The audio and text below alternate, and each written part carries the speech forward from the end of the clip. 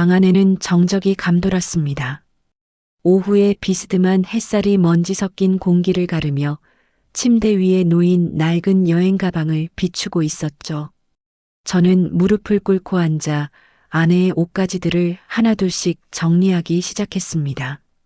보통 여행 가방을 싸는 행위에는 설렘이 깃들기 마련입니다. 어디로 떠날지, 그곳에서 어떤 풍경을 볼지 기대하며 짐을 챙기죠. 하지만 그날 제 손끝은 차갑게 식어 있었습니다. 티셔츠 한 장을 접는데도 손가락이 미세하게 떨렸습니다. 그날 아내의 여행 가방을 제가 직접 싸줬습니다. 아내는 여행을 가는 게 아니었습니다. 저는 알고 있었습니다. 이 가방이 아내를 집 밖으로 밀어내는 저의 비겁한 면죄부라는 걸. 어쩌면 저는 아내가 돌아오지 않기를 바랐던 걸지도 모릅니다. 아니, 돌아오지 않아도 할 말이 없는 짓을 제가 하고 있었으니까요. 속옷 몇 장을 안쪽 주머니에 깊숙이 밀어넣고 평소 아내가 챙겨 먹는 혈압약과 비타민통을 확인했습니다. 가방 지퍼를 닫으려다 말고 저는 잠시 멈칫했습니다. 이 지퍼를 닫으면 아내는 제가 없는 세상으로 건너가게 될 것입니다. 저희는 결혼 30년 차입니다. 남들이 보기엔 자식들 다 키워보내고 이제야 여유를 찾은 평온한 중년 부부겠죠. 하지만 우리 집 안방의 공기는 늘 바깥보다 5도쯤 낮았습니다. 우리는 대화했습니다. 하지만 그건 밥 먹었어? 비 온대, 알았어 같은 건조한 정보의 교환일 뿐이었습니다. 그 단절의 시작은 아주 서서히 하지만 명확하게 찾아왔습니다. 50대 중반을 넘어서며 제 몸에 나타난 변화 때문이었죠. 남성으로서의 기능 문제. 처음엔 피로 때문이라 생각했고 다음엔 스트레스 탓이라 믿었습니다. 하지만 시간이 흐를수록 그것은 제 존재 자체를 갉아먹는 거대한 수치심이 되었습니다. 저는 병원을 가는 대신 서재문을 잠갔습니다. 아내의 손길이 닿을 때마다 몸을 비틀어 피했고 아예 등을 돌리고 자는 것이 습관이 되었습니다. 아내는 처음엔 의아해했고 다음엔 서운해했으며 나중엔 체념했습니다. 어느 날 밤 어둠 속에서 아내가 제 등에 대고 속삭였습니다. 여보, 그냥 당신 옆에 있는 것만으로도 괜찮아요. 난 아무것도 바라지 않아. 그냥 손만 잡아줘도 돼. 그 다정한 목소리가 제게는 세상에서 가장 잔인한 형벌처럼 들렸습니다. 괜찮다는 그 말이 저의 무력함을 확인 사살하는 것 같았거든요. 저는 대답 대신 자는 척 숨소리를 죽였습니다. 침묵은 그렇게 독이 되어 우리 사이를 갈라놓았습니다. 그러던 중 아내에게 짧은 여행 일정이 생겼습니다. 아내의 고향 친구이자 저와도 대학 시절부터 알고 지낸 오래된 지인인 민석의 어머니가 돌아가셨다는 소식이었죠. 장례는 이미 치러졌지만 시골집을 정리하는데 일손이 부족하다며 아내에게 도움을 청해온 겁니다. 사실 민석은 대학 시절 아내를 먼저 좋아했던 사람입니다. 당시 저와 민석은 같은 과 선후배 사이였고 아내는 옆 과학생이었죠. 우리 셋은 자주 어울렸습니다. 민석은 운동을 좋아하는 활달한 성격이었고 저는 조용히 책을 읽는 타입이었습니다. 어느 봄날 민석이 먼저 아내에게 고백했습니다. 하지만 아내는 그를 선택하지 않았습니다. 아내가 선택한 건 저였습니다. 그때 저는 세상을 다 가진 기분이었죠. 민석은 담담하게 축하해줬고 우리는 여전히 친구로 지냈습니다. 그는 결혼 후 고향으로 내려가 작은 사업을 했고 우리는 1년에 한두 번 안부를 주고받는 사이가 되었습니다. 그런데 30년이 지난 지금 저는 아내를 그에게 보내려 하고 있었습니다. 민석은 제가 젊은 시절 가장 질투했던 사람이기도 했습니다. 그는 여전히 건강하고 에너지가 넘치며 아내와 대화가 잘 통하는 남자였죠. 상식적으로라면 제가 같이 가거나 아내를 보내지 말았어야 했을지도 모릅니다. 하지만 저는 아내에게 말했습니다. 가서 좀 도와주고 와. 당신도 요즘 답답해 보였는데 바람도 좀 쐬고. 아내는 의외라는 듯 저를 빤히 쳐다보았습니다. 당신 혼자 밥 차려 먹기 힘들 텐데 정말 괜찮겠어? 걱정 마. 내가 애도 아니고. 그때 제 마음속엔 기묘한 해방감과 지독한 자책감이 동시에 소용돌이쳤습니다. 아내를 그에게 보내는 환경을 만든 건 바로 저였습니다. 어쩌면 저는 시험해보고 싶었던 걸지도 모릅니다. 내가 채워주지 못하는 그 빈자리를 다른 누군가가 채워주길 바라는 비겁한 마음이 제 안에 도사리고 있었던 것이죠. 왜 거길 보냈을까? 나중에 스스로에게 묻게 될 질문을 이미 알고 있었음에도 저는 꾸역꾸역 아내의 짐을 챙겼습니다. 출발 당일 아침, 아내는 화장대 앞에 앉아 평소보다 조금 더 꼼꼼하게 화장을 했습니다. 그 모습조차 제 가슴을 찔렀습니다. 여보, 가방 다 쌌어. 현관에 뒀으니까 잊지 말고. 아내가 가방을 보며 말했습니다. 당신도 바쁜데 뭘 이런 걸 다 내가 싸도 되는데. 저는 아무 말 없이 아내의 어깨를 한번 쥐었다가 놓았습니다. 그 짧은 접촉만으로도 전해지는 아내의 체온이 낯설었습니다. 저는 아내를 사랑하지 않아서 보내는 것이 아니었습니다. 오히려 너무 사랑해서, 하지만 그 사랑을 증명할 남자로서의 힘이 제게는 없다고 믿었기에 그녀를 놓아주는 예행 연습을 하고 있었던 겁니다. 가방을 다시 열었습니다. 그리고 아내 몰래 2가지를 더 넣었습니다. 하나는 아내가 사람들 앞에서 긴장할 때마다 손바닥에 땀을 닦던 낡은 손수건이었습니다. 빨래를 하고 또 해서 천이 너덜너덜해진, 하지만 아내가 중요한 자리에 갈 때마다 꼭 챙기던 그 손수건. 저는 그걸 몰래 가져와 가방 안쪽 주머니 깊숙이 밀어 넣었습니다. 또 하나는 나탈로 된 우황 청심원이었습니다. 아내가 큰일을 앞두고 가슴이 두근거릴 때 먹던 약이었죠. 제 손이 떨렸습니다. 이 작은 물건들이 제가 할 수 있는 마지막 애원이었으니까요. 나는 당신의 남편으로서 무능하지만 그래도 당신이 불안해하는 것만은 견딜 수 없어. 제발, 제발 무사하길. 가방 지퍼를 끝까지 올리던 순간 저는 깨달았습니다. 이 가방을 싸준 행위는 배려가 아니라 포기였다는 것을요. 그리고 비겁한 회피였다는 것을요. 아내는 가방을 끌고 현관을 나섰습니다.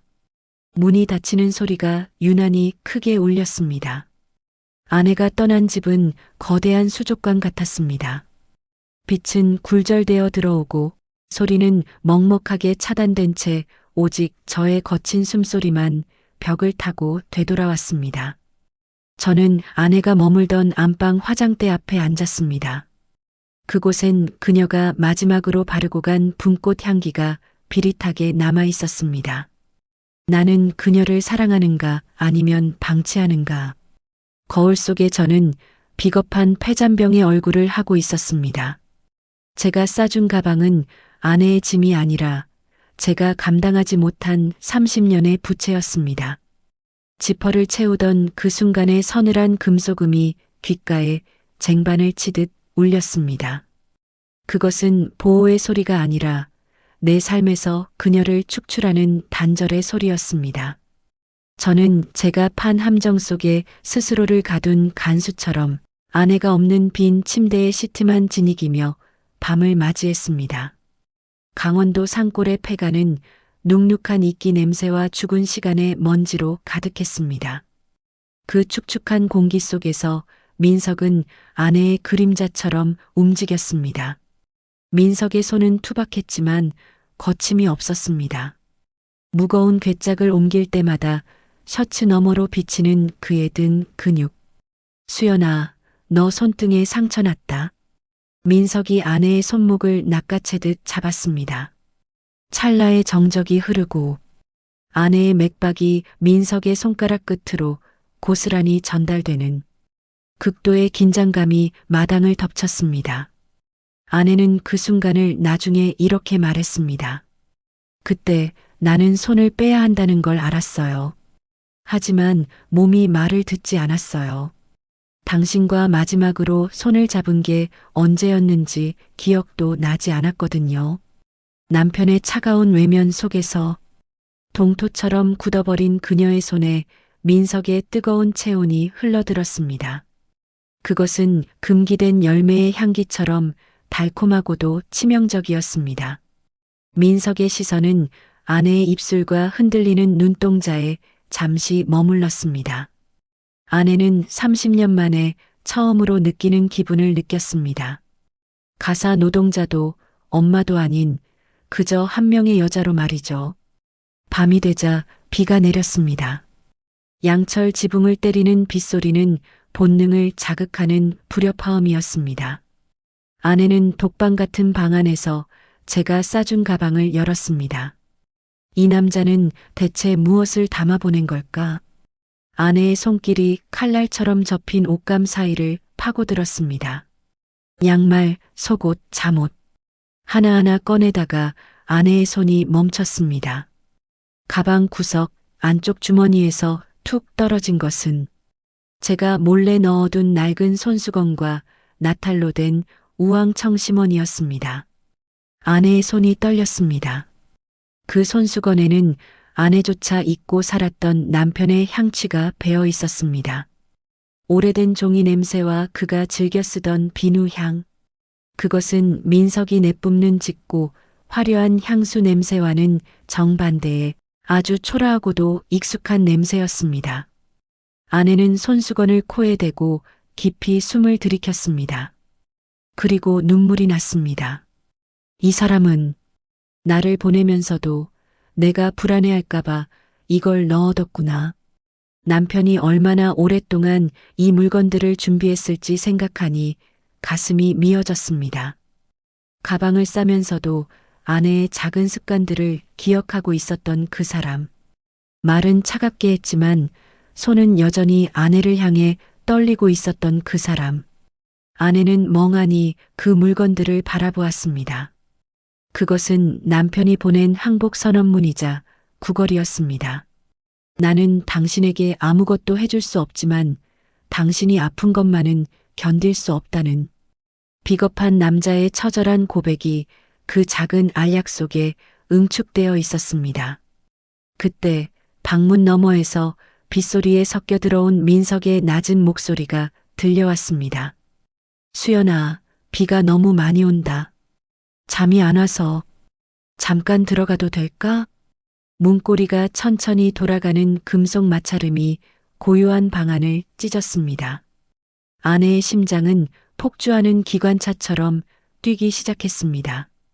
지금 이 문이 열리면 30년 동안 쌓아 올린 인내의 둑이 무너지고 쾌락과 파멸의 홍수가 들이닥칠 것이었습니다.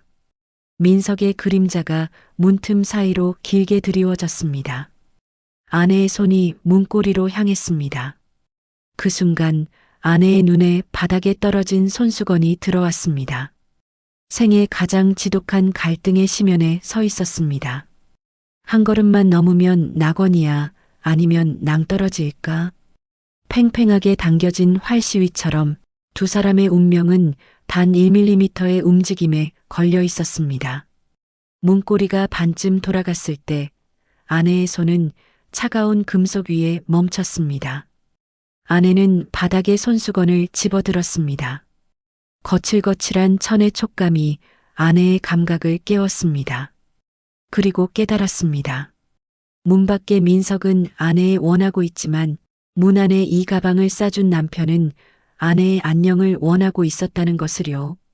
남편의 무능력은 죄였을지언정 그가 가방을 싸며 흘렸을 보이지 않는 눈물은 아내의 영혼을 붙드는 마지막 닻이 되었습니다. 아내는 손수건을 가슴에 꼭 안고 낮지만 단호한 목소리로 말했습니다. 민석아, 미안해. 문은 열지 않는 게 좋겠어. 문 밖의 그림자가 잠시 굳은 듯 멈춰섰습니다. 거칠게 몰아쉬던 민석의 숨소리가 빗소리 속으로 서서히 잦아들었습니다. 그래, 수연아. 잘 자라. 멀어지는 발소리를 들으며 아내는 바닥에 주저앉아 남편의 손수건을 얼굴에 묻었습니다. 그리고 30년 만에 처음으로 남편이 불쌍해서가 아니라 그를 여전히 간절히 원하고 있는 자기 자신을 발견하며 오열했습니다. 아내는 그날 밤 남편에게 문자를 보냈습니다. 여보, 가방 속 손수건 찾았어요. 고마워요. 그리고 덧붙였습니다. 내일 일찍 끝내고 집에 갈게요. 서울로 돌아오는 날, 아내는 일부러 오후 늦은 기차를 탔습니다. 지하철역 물품 보관함에 가방을 잠시 넣어두고 한참을 앉아 있었습니다. 집에 들어가 남편의 얼굴을 마주할 용기가 필요했기 때문입니다. 나는 뭐라고 말해야 하지? 아무 일 없었다고? 하지만 내 마음속에서는 분명 무언가가 흔들렸는데 아내는 가방 속 손수건을 꺼내 다시 한번 남편의 냄새를 맡았습니다. 그리고 결심했습니다. 이 사람과 다시 시작해보자. 이번엔 제대로. 현관문이 열리고 거실 스탠드 불빛 아래 하게 마른 얼굴로 앉아있는 제가 보였습니다.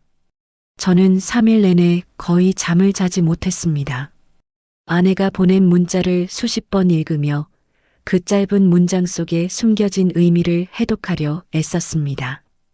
손수건 찾았어요 라는 말이 용서인지 고발인지 아니면 작별 인사인지 알 수 없었습니다.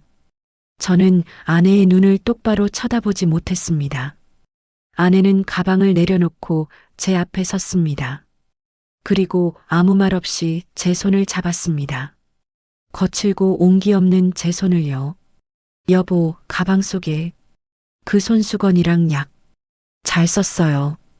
그 짧은 한마디에 저는 참아왔던 숨을 터뜨렸습니다. 아내는 알고 있었던 겁니다. 제가 가방을 싸주며 보냈던 비겁한 자유와 그럼에도 불구하고 나를 떠나지 말아달라고 애원했던 그 비로한 속마음을 말입니다. 아내는 아무것도 묻지 않는 저에게 아무 일도 없었다는 증명 대신 제품으로 파고드는 것을 선택했습니다. 미안해. 제가 먼저 말했습니다. 내가 너무 비겁했어. 당신을 그렇게 보낸 건 정말 말을 잇지 못하고 저는 고개를 떨궜습니다. 아내가 제 손을 더 세게 쥐었습니다. 여보, 나도 미안해요. 당신이 얼마나 힘들었을지 나는 몰랐어요. 아니, 알려고 하지 않았어요. 이제 우리 다시 시작할 수 있을까? 아내가 고개를 끄덕였습니다. 천천히요. 함께요. 그날 이후 우리 부부의 안방은 조금씩 온기를 되찾기 시작했습니다. 일주일 후 저는 가장 먼저 비뇨기과를 찾았습니다. 병원 문 앞에서 20분을 서성이다가 결국 들어가지 못하고 돌아선 적도 있습니다. 아내가 함께 가주겠다고 했지만 저는 거절했습니다. 이건 제가 혼자 넘어야 할 산이었으니까요. 두 번째 시도에서 저는 진료실 문을 열었습니다. 50대 중년 남자가 자신의 성기능 문제를 타인에게 설명한다는 것. 그것은 제 자존심의 마지막 보루를 무너뜨리는 일이었습니다. 하지만 의사는 담담하게 말했습니다. 이 나이대 남성의 30% 이상이 같은 문제를 겪습니다. 부끄러워할 일이 아닙니다. 그 말에 저는 처음으로 숨을 쉴 수 있었습니다. 검사 결과 제 문제는 신체적인 것과 심리적인 것이 복합된 경우였습니다. 약물 치료와 함께 상담도 권유받았습니다. 저는 모든 것을 받아들이기로 했습니다. 아내가 지켜준 그 밤의 가치를 생각하면 이 정도 수치는 아무것도 아니었습니다. 병원에서 나오는 길, 저는 아내에게 전화를 걸었습니다. 여보, 나 병원 다녀왔어. 어땠어요? 치료 시작했어. 시간 좀 걸린대. 근데 괜찮을 것 같아. 전화기 너머로 아내가 우는 소리가 들렸습니다. 고생했어요, 여보. 정말 고생 많았어요. 3개월이 지났습니다. 우리의 변화는 극적이지 않았습니다. 드라마처럼 갑자기 모든 게 해결되지도 않았죠. 하지만 조금씩, 아주 조금씩 우리는 다시 가까워지고 있었습니다. 아내는 더 이상 괜찮다고 말하며 등을 돌리지 않습니다. 대신 제 손을 잡고 병원 복도를 함께 걸어줍니다. 약을 먹을 시간이 되면 물을 떠다 주고 제가 우울해할 때면 그냥 옆에 앉아 있어 줍니다. 저도 변했습니다. 더 이상 서재문을 잠그지 않습니다. 힘들 때는 힘들다고 말합니다. 아내의 손을 먼저 잡습니다. 서툴지만 부끄럽지만 제 감정을 말로 표현하려 애씁니다. 오늘 힘들었어.